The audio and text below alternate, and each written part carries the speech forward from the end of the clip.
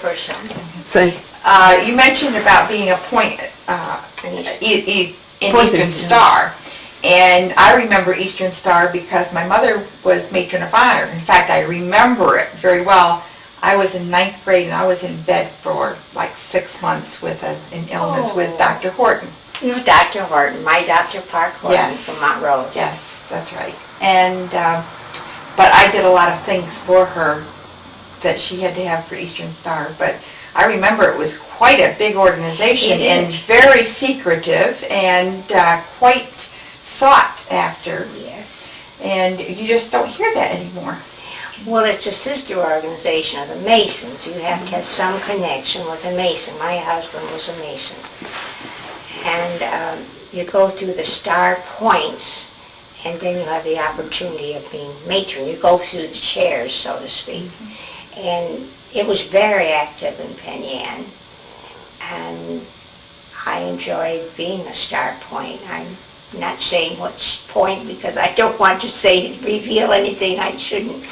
But gradually over the years, it declined. Now, do you remember Virginia Conway? Oh, yes. Oh, she was eloquent. Oh my, she should have been the elocutionist. She was a very active star point. And she was a worthy matron. I remember my mother always going in long dresses. That's right.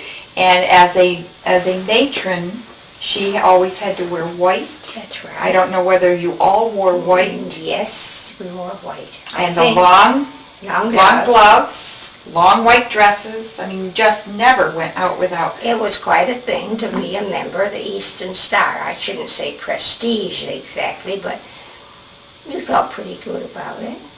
And a matron would visit other lodges and receive honors.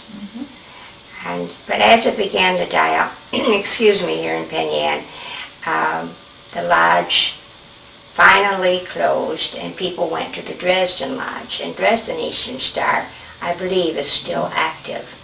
But Masonry has grown in strength. it has grown in strength. Now, where was the Eastern Star Lodge here in Penn Yan?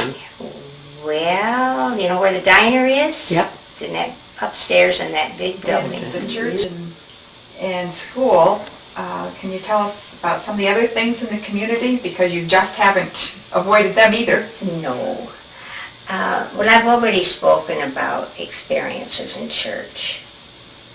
That was at the top of the list. Then, when we both were retired, we delivered Meals on Wheels.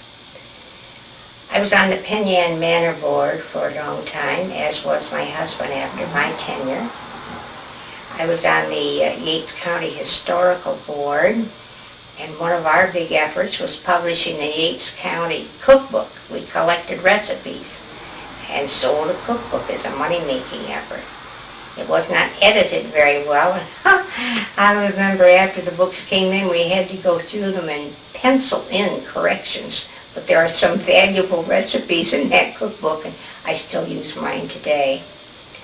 And then I was on the library board 10 years, and I loved those years because of my love for books, I suppose. And during that time, we realized that the old Carnegie Library had to be enlarged. They were so overcrowded. I remember our librarian, Eunice Spader, and Norma Wigden, her secretary, shared an office. And there was little or no privacy. Books were on both of their desks piled up on the floor. You could hardly walk through the place. And so to show these overcrowded conditions, Ted Henry, who was our audiovisual man at the time, took 35mm slides, and we compiled them into a presentation. I presented it at service clubs, at Grange, at Sunday school classes, anywhere we could get permission to go, with, of course, the hope of publicizing the need and helping the public to become aware of what was required. And that was successful. Our slogan at the time was, a building for all ages. I guess we didn't dream enough, because already that building is I know outgrown. you have, and you've been busy doing it. Thank you. Do you have any other words of wisdom or any thoughts you'd like to pass on? Enjoy each day. Give of yourself. Trust God. I've had a wonderful life in this village of Yates County, Penn Yan of Yates County. I was blessed with loving parents, an extended family, a wonderful husband, and our 3 daughters and their children are my treasure. Many friends and a fine community, opportunities to serve, being close to God, have strengthened me. I've done nothing outstanding, but I've earnestly tried to give of myself.